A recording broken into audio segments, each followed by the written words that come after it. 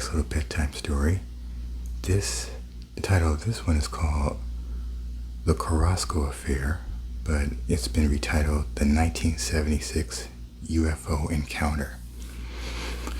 So I hope you guys will enjoy this one. This one is based on true events, and it's an actual UFO witness encounter that took place. And I'm going to narrate it to you tonight. And I've got a request to narrate this one in a British accent. So I'll see what I can do. Kind of make things interesting tonight. And I hope you will enjoy it. If you're new to my channel, please subscribe. And I can bring you even more creepy or fantastic bedtime stories that you will enjoy, like this one. And let me know in the comments if you like this story and if you like my English accent. And also put in the comments whether you've seen anything unusual in the skies, something that didn't look like the conventional airplane or conventional commercial airliner. So let me know. So, are you ready to hear about the Carrasco Affair or the 1976 UFO encounter through an Englishman? Well, here we go.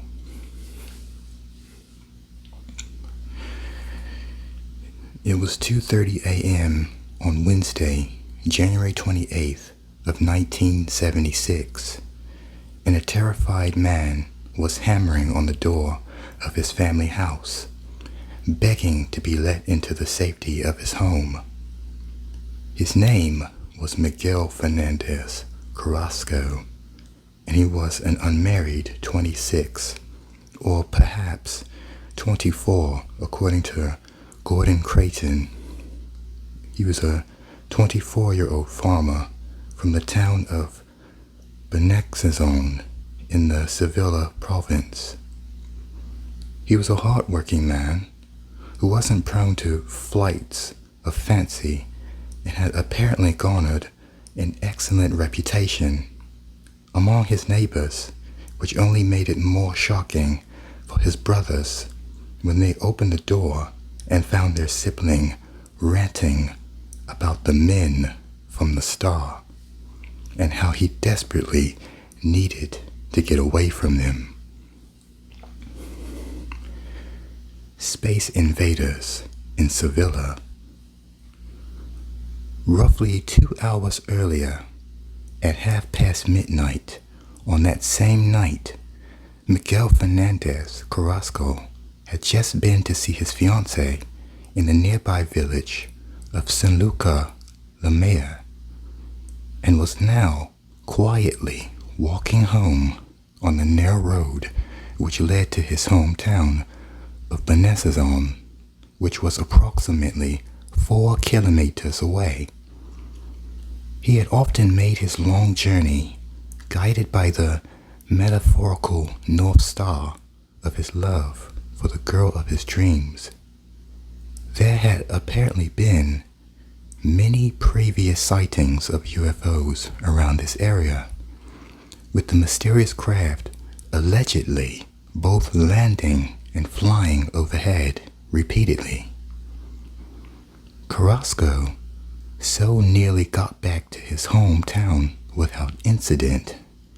Alas, it was seemingly not to be. He was just a little over 1 kilometer away from entering the town when he heard a strange noise that he would later describe to his members of the Civil Guard as being like the sound of a jet aircraft. His curiosity piqued. The young farmer turned around and was confronted by a dazzling light in the sky. It was not very high off the ground and started to approach him. Frightened, he took into a run, and as he was doing this, the light caught up with him, coming close before suddenly moving away.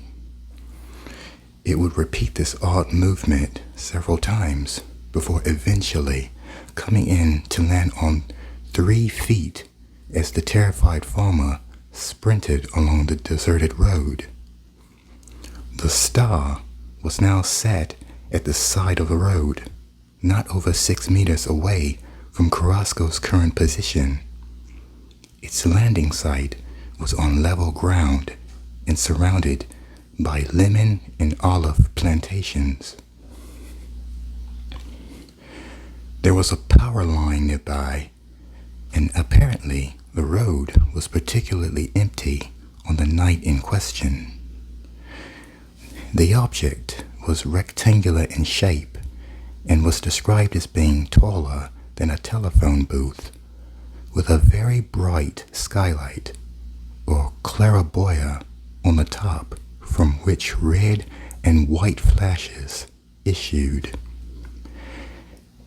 It had no noticeable markings on it and also lacked windows. It was roughly 2 meters wide and 3.5 meters high. On the upper parts of it, it had semicircular structures resembling wings or ailerons. It was metallic and solid. He had barely come to terms with this reality-shattering observation when it got even stranger. A rectangular ramp emerged from the craft as the craft's hinge door came open, and 2 humanoid entities emerged from the craft. He described them as being maybe 2 meters or more in height. They were wearing dark clothing which fit their bodies closely and was described as looking like it was made from rubber or plastic. There were belts around their waist with buckles like pilot lights that rhythmically emitted dazzling pulses of red and white light. Carrasco failed to see their heads, hands, or feet, presumably due to a combination of the blinding light and the darkness that was shrouding the scene. He noticed that they were talking to each other in human voices, but using a language he couldn't comprehend, and without ever turning to face each other. Instinctively covering his face against the overwhelming light, the entities approached him, coming roughly 4 or 5 meters toward him. Total panic suddenly seized him, and he attempted to run for his life away from the approaching aliens. But he found himself paralyzed by a potent mix of incomprehensible fear and some nebulous effect of the odd light. The entities moved quietly towards him, and he promptly backed out. The next thing he knew, it was 12:30 a.m., and he was standing outside the door of his house in Benasausen. According to the measurements taken by the civil guard, to whom the incident was reported shortly after it happened, he had somehow traveled a distance of 1 full kilometer. Miguel had blacked out and had a missing time moment. Miguel's brothers and relatives found him standing there, screaming in terror and begging them to close the door behind them after he was taken into the house so that the men from the Star wouldn't come back for him. Worried for Miguel's health, his family had decided to take him to the local doctor, Dr. Francisco Calero, who examined him and announced that he should be taken to Sevilla's hospital de San Lazaro for further treatment in Ward 28. The doctors discovered that Carrasco had unexplained black marks on his right cheek, his right hand, his shoulders, on the palms of both of his hands. J.J. Benitez, speculated in Flying Saucer Review that it was possibly that the weird marks had been caused by dazzling lights, which had apparently produced an uncomfortable sensation of heat when they struck him. But Dr. Mauricio Gura at the hospital confirmed that the marks were definitely not burns. There were no lesions of any kind on his skin, and according to Gura, the medical staff were unable to examine the black marks because they had started to disappear after a period of 7 or 8 hours. The hospital staff seemed to be mystified. A conflicting account. Within the same Flying Saucer Review issue, Joaquim M. Nogales offered a second version of the story in the form of a postscript. He claims that the suits the entities were wearing were luminous and that their belts emitted soft flashes of light as opposed to the dazzling pulses, and provided extra detail as to how the craft landed. Apparently, it came down vertically. He describes a much more plausible causation for the black marks on the witness's face.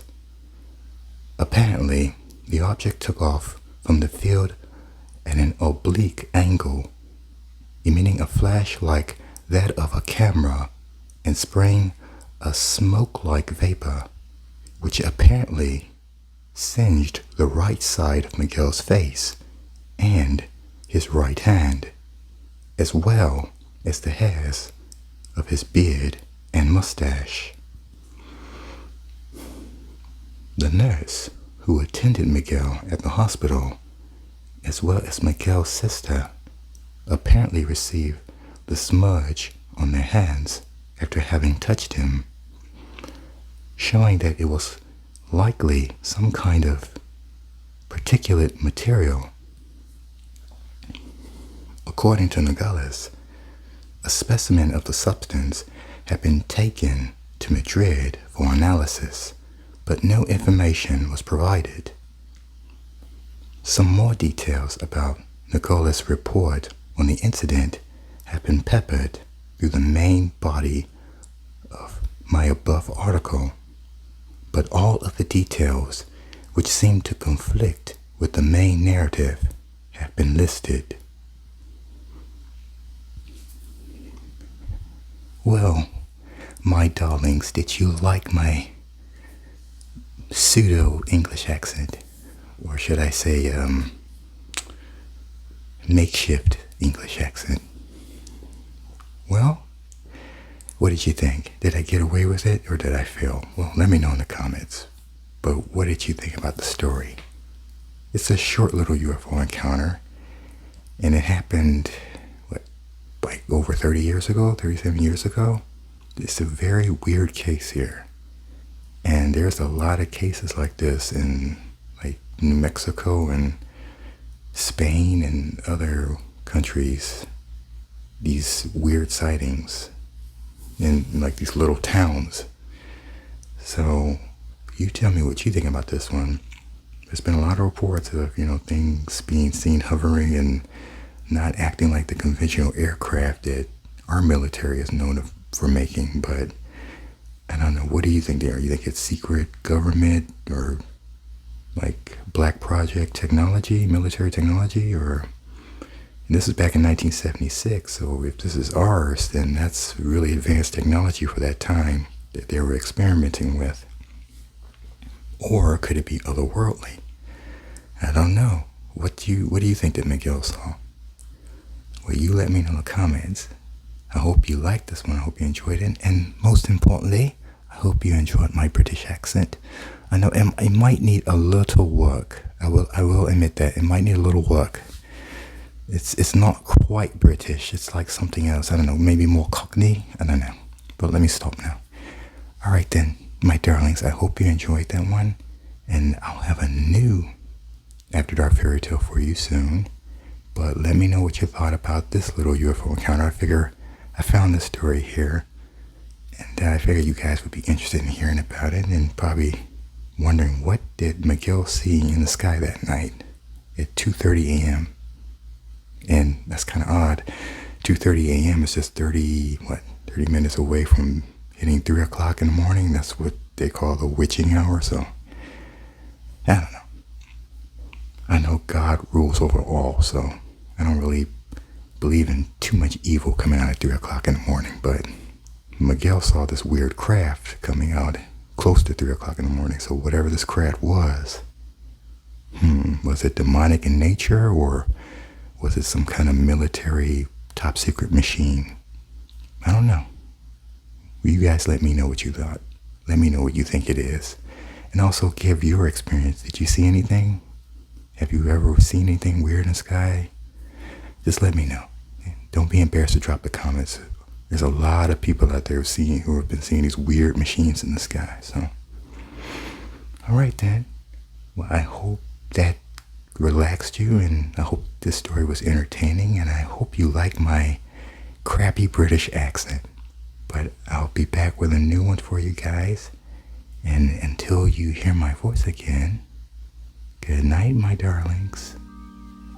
Mwah.